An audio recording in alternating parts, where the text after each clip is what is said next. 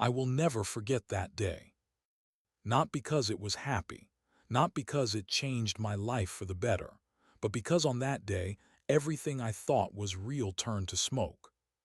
My wife was sitting across from me. We were having dinner at home, an ordinary evening, no hints of drama. She placed her hand on her stomach, smiled, and said, "I have news, I'm pregnant." I should have jumped for joy. I should have rushed to her, hugged her, felt like the happiest person in the world. I had been waiting for this moment. We both had. But her eyes, they were trembling, not from happiness, from fear. I froze, and in the silence I heard my heart beating too loudly. That's great, baby," I swallowed. "But why do you look like you're ashamed?" She lowered her gaze, paused, and then she uttered the words that burned everything alive inside me. "It's not your child." I didn't understand right away. My head was filled with noise as if someone had suddenly cranked the volume to maximum.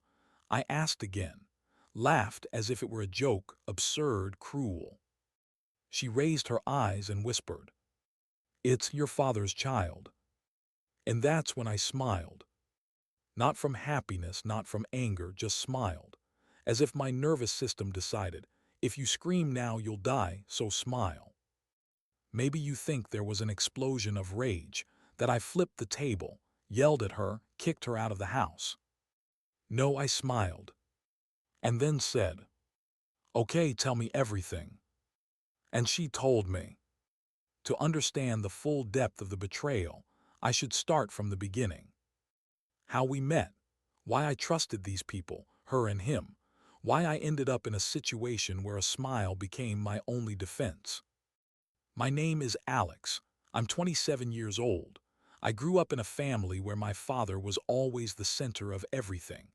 Charismatic, confident, with money. The type of person who can walk into a room and suddenly everyone revolves around him. And I was his opposite. Calm, reserved, didn't like being in the spotlight. If my father was fire, I was shadow. And in that shadow I grew up, accustomed to him always being better, more successful, stronger. Mom left when I was a teenager. I never fully understood the reasons. Dad never really talked about it, and I didn't ask. One day, she was just gone. Since then, he was both parent and role model to me. Though honestly, more of a role model in the sense of how I never wanted to live. When I met her, Lisa, everything changed. It was in college. I was working part-time in a bookstore. She came in for some textbook and we started talking. She laughed at my jokes, even though I always thought I wasn't that witty. She looked at me as if I were a really interesting person. A couple of weeks later, we started dating. A couple of months later, I realized this was the one. Lisa was smart, kind, with lively eyes that sparkled during every conversation. She loved to draw, and I often found her with a pencil in hand, meticulously sketching lines in her sketchbook. My friends said, "You're lucky. Girls like Lisa don't come around every day." I thought so too. When I first brought her to meet my father, I didn't expect anything special. But as it turned out, that's when the plot started twisting, leading me to that smile. They hit it off instantly. He told stories from his youth, she laughed. He complimented her drawings, she blushed. And I remember feeling a slight twinge of anxiety at that moment, but I quickly brushed it off. "Come on, Alex," I told myself. "It's good when your father and your girlfriend get along." Yeah, back then, I didn't know just how well they got along. Our relationship progressed. We finished college, rented an apartment. Lisa always supported me. When I couldn't find a job in my field, she said, "You'll make it. I believe in you." And all this time, my father was around. He helped with rent, lent money when things were tight. Sometimes it felt like I was still living under his wing. And Lisa, she always got along with him. "Your father is an amazing person," she said once. "Not everyone can achieve so much." I nodded, but inside I felt a sting. That shadow again, that comparison where I lose. Time passed. I proposed and Lisa said yes. The wedding was small, cozy. Dad, of course, paid for almost everything. "You're my son, Alex. I want everything to be perfect for you," he said. Back then, I was grateful. Back then, I didn't see any ulterior motive. And you know what's strangest? All this time, I never once suspected that Lisa could look at him differently. I was sure she loved me. But after the wedding, strange things started happening.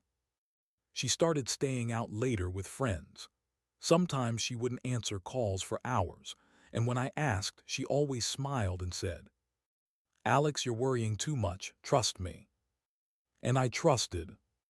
Foolishly, blindly, but I trusted. Until one day, I came home earlier than usual. I was driving through the city and accidentally spotted a familiar car near our house. My father's car. My heart dropped. I slowed down, looked, and sure enough, he was coming out of our building. I wanted to shout, to run up, but my feet felt glued to the pavement. I stood there like an idiot while he got in his car and drove away. Then I convinced myself, maybe he just stopped by to visit us. Maybe Lisa asked for help. Yeah, I convinced myself, because the truth was too scary. And now here I am, sitting across from her.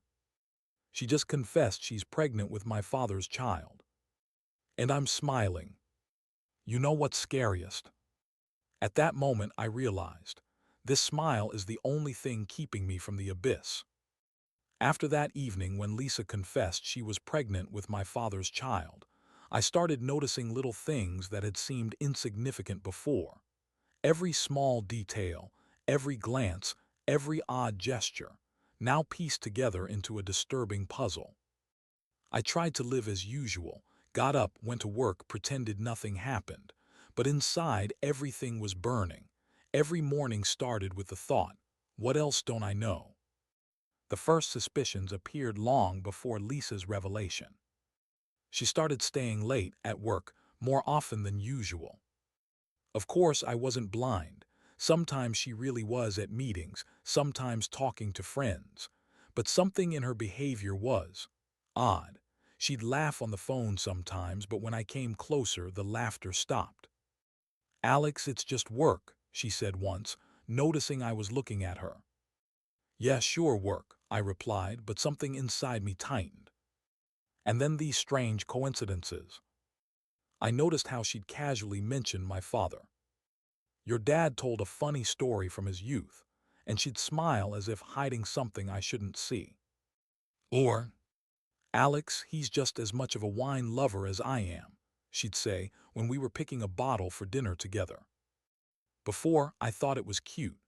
Now it made me feel like she was living somewhere else, in another world where I was extraneous.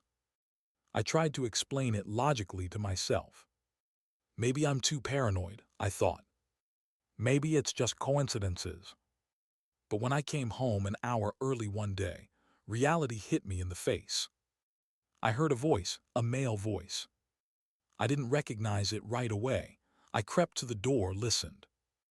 And there was my father, in our house. He was laughing. Lisa was laughing with him. I froze, ice in my chest. My heart stopped for a moment. I didn't intervene, just stood in the hallway, watching the scene as if it weren't happening to me. After that, I started noticing small things I'd ignored before. My father's lighter left on the kitchen table. A tie that definitely wasn't mine. Expensive perfume that Lisa never had. Every item, every trifle, like a little whisper. You didn't notice, but it's already happened. I tried to convince myself, no, it's a coincidence. She loves me. She'd never do this. But my mind knew the truth. In the evenings, I started watching closely. How Lisa smiles when my father calls. How she sighs quietly after his visits. How she chooses outfits for dinners she knows he'll attend. And every time, I asked myself one question. What does she do when I'm not around? My father, meanwhile, seemed to notice nothing, or pretended not to. He came over often. At first, it was normal visits, coffee, talks about business. Then he started lingering, staying for dinner longer than usual. I looked at both of them and felt a strange chill. "Alex, you look tired," he said once. "Everything okay?" I nodded. The words "everything's fine" barely made it through the lump in my throat. And then came the day when I seriously thought something was wrong for the first time. I came home from work, tired and irritated. The apartment was quiet. Lisa was cooking something in the kitchen. "Hi," I said. "How was your day?" She smiled, but something flashed in her eyes that I hadn't noticed before, a slight anxiety, excitement. I came closer. Her bag was on the table. I accidentally brushed it with my hand. Something fell out. A small note. The handwriting was familiar, my father's. I picked it up, read the lines. "Don't worry, everything's going according to plan." My heart stopped. In the following days, I started acting cautiously. I watched, listened, studied their interactions closely. Every gesture from Lisa, like a puzzle piece. Every word from my father, like a hint I'd missed before. I tried not to show my suspicions. I talked to Lisa as usual, smiled, pretended everything was fine, but inside I was burning. I started keeping a diary, noted every little thing, every call, every visit, every phrase. "Alex, what are you writing there?" Lisa asked. "Just thoughts," I replied, "for myself." She nodded, didn't ask more, not too much. One day, I couldn't hold back and decided to check her phone. I know it's weird, I know it's a breach of trust, but what else was left? I wanted to be sure. The phone was locked. I knew her password, we trusted each other. I opened it. Messages with my father. Not ordinary friendly messages, not work talks. The tone was too intimate. Light humor that I recognized only from their jokes. Words I'd heard before, but now they sounded different. "Alex, I can't wait for our meeting tonight," I read one message. The world around me collapsed. I sat on the couch holding the phone. My heart was pounding, but my mind tried to find an explanation. Maybe it's a joke. Maybe I misunderstood everything. But no, I couldn't ignore it. And then, a few weeks later, Lisa sat across from me and said the words that changed my life forever. "Alex, I'm pregnant with your father's child." I smiled. And at that moment, I realized no more evidence was needed. I saw it in all those little things, in every glance, every smile, every betraying message. Now every day became a test for me. Every evening, a chess game where I watched both of them and they didn't suspect I knew. And you know what's strangest? That smile, which was my protection at that moment, became my shield. Until I decide what to do next, I can only observe. But one day I'll decide.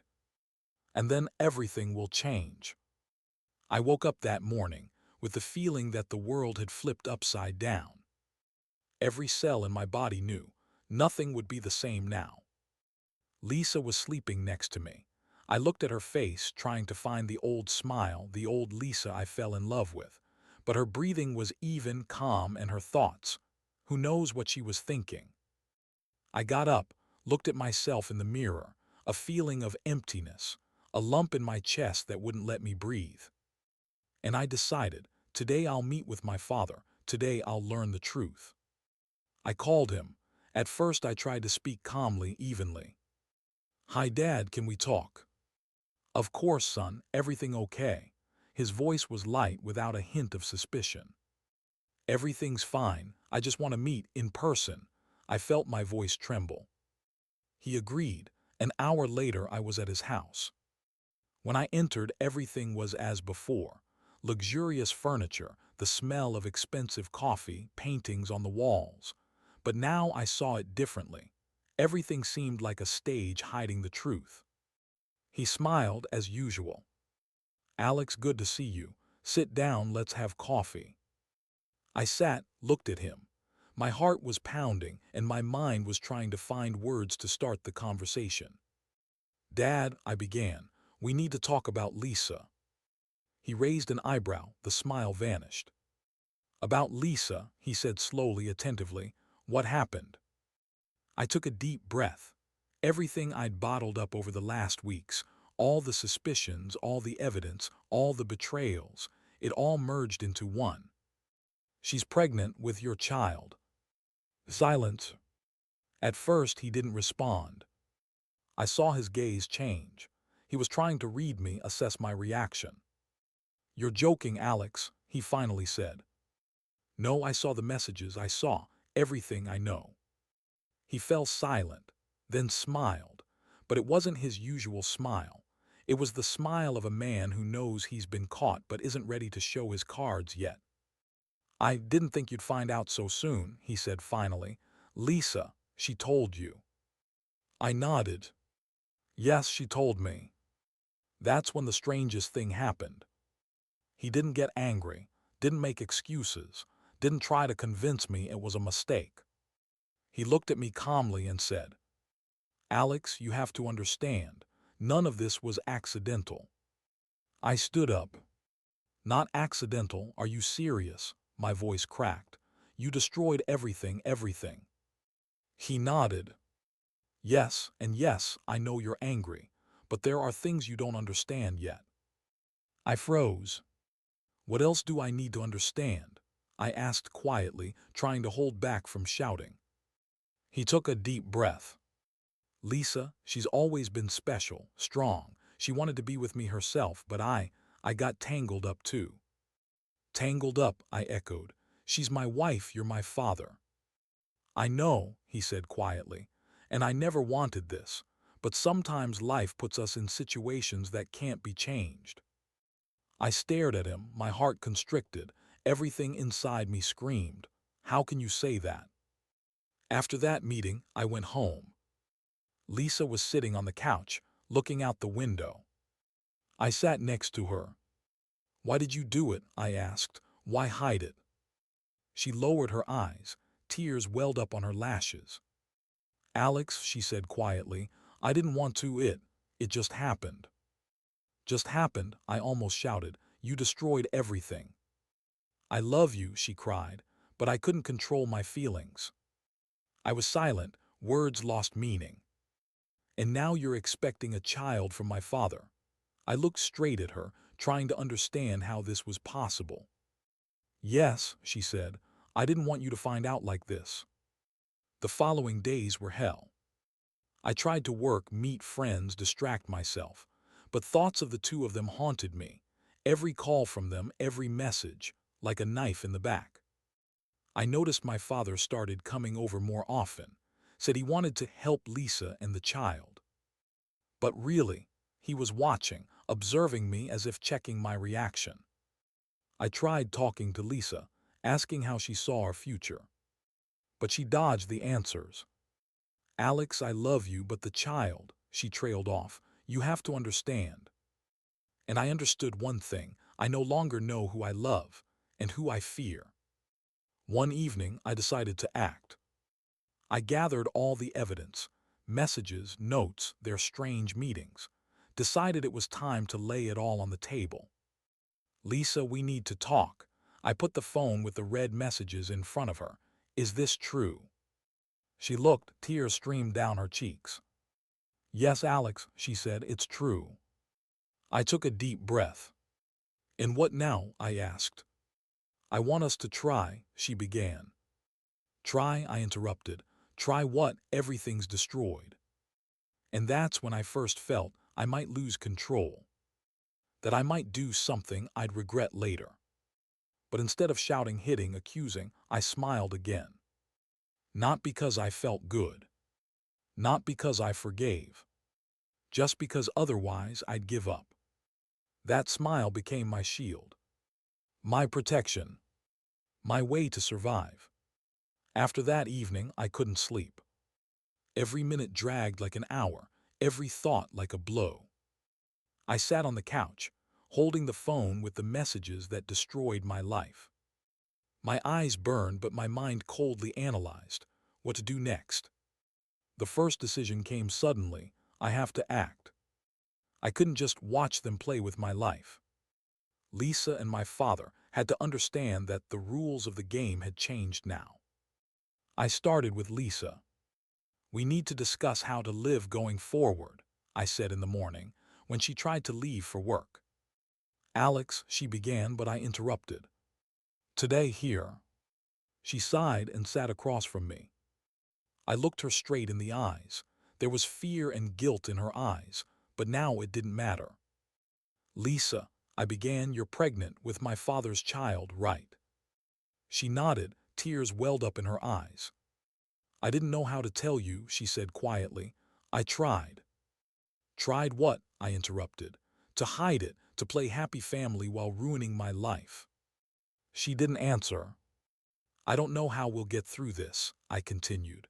"But one thing I know for sure, I'm not going to be a pawn in your game." Next step, my father. I called him and said I wanted to meet. This time without smiles, without diplomacy. When I entered his house, he tried to greet me with his usual light smile. But I didn't give him a chance. "That's it, game over," I said straight. "Alex," he began, but I interrupted. "I've seen everything. Messages, meetings, your jokes, I know the truth." He fell silent. I saw his face change. He understood I was serious. "And what now?" he asked quietly. I sighed. "Now I'm setting the terms." I paused to make sure he was listening. "Lisa stays safe. I want to be there for the child, and no one will try to manipulate me." He nodded. "Okay," he said, "I understand."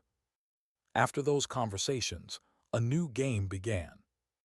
I watched Lisa and her condition, monitored how she communicated with my father. Now everything was different. I saw every move, every smile, every hidden intention. But I was no longer passive. I started planning. How to protect Lisa. How to figure out what the child needs for the future. And most importantly, how to keep control over my life. Every action of mine was now calculated. And then one evening, things escalated to a new level. Lisa came home late. She looked agitated. "Alex," she began, but I waited. "Speak," I said. She paused, then sighed. "Dad offered help," she said. "He wants to help us prepare for the child." I nodded. "Good, but on one condition. I decide what and how it happens." She looked at me in surprise. "You're serious?" she asked. "Absolutely," I said. "I'm no longer a pawn." The following weeks were a real test. My father came over, tried to build relationships with Lisa and me. He tried to joke, give compliments, suddenly show care. But I saw through his smile. Lisa tried to balance. Her love for me and for my father intertwined in her, creating tension. I understood that any wrong move, and it would all explode. I decided to act differently. I started keeping a diary where I recorded everything. Conversations, movements, messages, meetings. Every word, every action was noted. I did it not out of revenge, but to understand what was happening and to have control. And gradually, I felt a strength I hadn't known before. I stopped being a victim. I started observing, analyzing, making decisions. One evening, Lisa came up to me. "Alex," she said quietly, "you've changed." "Yes," I said. "I'm not playing by someone else's rules anymore." She smiled through tears. "I want to be with you," she said, "but we have to figure out how to be together after all this." "We'll manage," I said, "together." And for the first time in weeks, I felt I could breathe. Though difficulties lay ahead, though our lives would never be the same, I understood one thing. Now I hold the control. The world around didn't collapse, it just changed.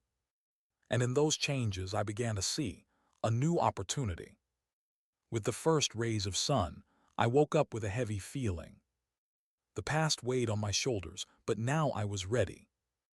I understood. Today I need to set everything in its place. I met Lisa in the kitchen. "Alex," she began, but I stopped her with a look. Today we decide everything. No hidden games, no excuses, only truth. She nodded. Okay. I took the diary where I had recorded every message, every word from my father and Lisa. Look here, I said, showing the pages. I know about everything. Her eyes filled with tears. Alex, I'm scared. I'm scared too, I said, but we have to be honest or there'll be nothing. Next, the talk with my father. I called him, said I wanted to meet one-on-one. This time, I wasn't going to listen to excuses. When I entered, he tried to greet me with a smile. Alex, he began. No, I interrupted. Listen carefully. Everything that was between you and Lisa is over. I'm not going to let anyone manipulate me and my family. He looked at me in surprise, but stayed silent. I'm giving you a chance to be honest and help the child, but only as a relative, I continued. Everything else is off limits. He nodded. Okay, son, I understand.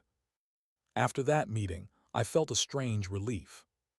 Finally, the world stopped spinning around hidden secrets and games. Now everything was out in the open, and everyone knew their boundaries. Lisa was by my side. We talked for a long time, about the future, about the child, about how we'd live together. We agreed that relations with my father would be strictly regulated. He'd help the child, but not interfere in our personal affairs. A few weeks passed. I saw how Lisa was changing. She became calmer, happier.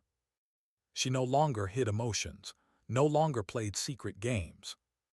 And I realized our love had grown stronger through the trials. My father started behaving differently too. He helped with preparations for the child, but stayed on his side without trying to manipulate. I no longer felt threatened. Finally, the day came when Lisa and I decided to make everything official. We signed papers for joint housing, discussed financial matters, prepared for the child's birth. I felt proud of myself for being able to keep the situation under control. Alex, Lisa said one evening, I know it was all horrible, but I'm grateful you could be strong. I smiled. We did it together. And at that moment I understood our life would never be the same. But now we choose the rules ourselves. The last conversation with my father was short. Thanks for the help, I said, but no more secrets. He nodded. Yes, son, I get it. And for the first time, I felt I could breathe freely. The world around me had changed, but I knew one thing. Now I'm the master of my life. The last weeks before the child's birth flew by quickly.